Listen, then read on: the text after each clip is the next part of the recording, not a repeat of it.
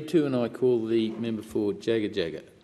Thank you, Deputy Speaker. Well, this is an important motion, and it is important that we commemorate one of the darkest days in our state of Victoria.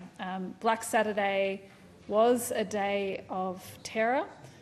It was a day when too many lives were lost. It is a day that many people still deal with the consequences of, and it is something that has changed forever how we look at bushfires, not just in Victoria, but right around this country.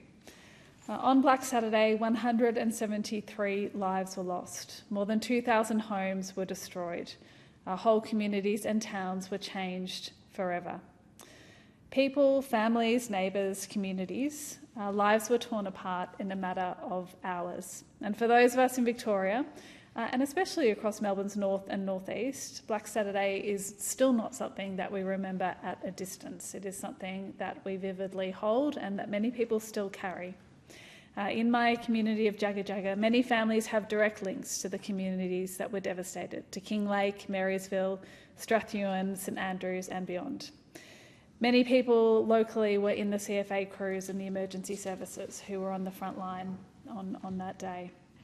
Some lost loved ones, some lost homes, and some lost the places that, of course, have shaped who they were. And as I said, many are still carrying that trauma today. So today, to the survivors, the families of those who died, the firefighters, the emergency workers, the volunteers, and the community members who stood in the face of that unimaginable danger, we as a Parliament honour you.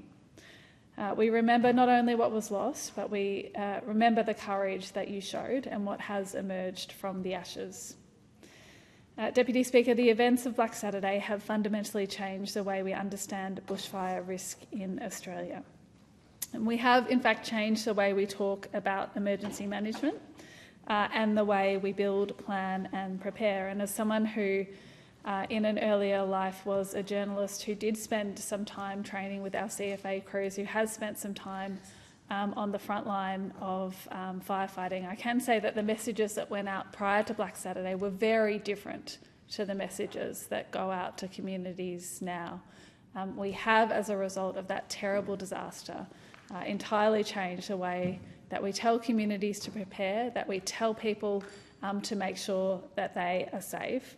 And in all of that, we are also we are having to change the way that we think about climate, the way we think about weather, and the way that fires do now hit our communities as a result of our climate being warmer and our landscape being drier.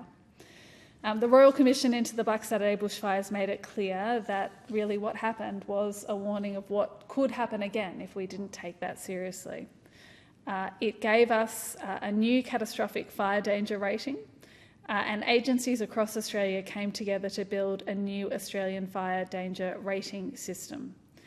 Emergency services across Australia built the Australian warning system, for the first time creating national consistent public information for fire, flood, storms, cyclones and severe heat.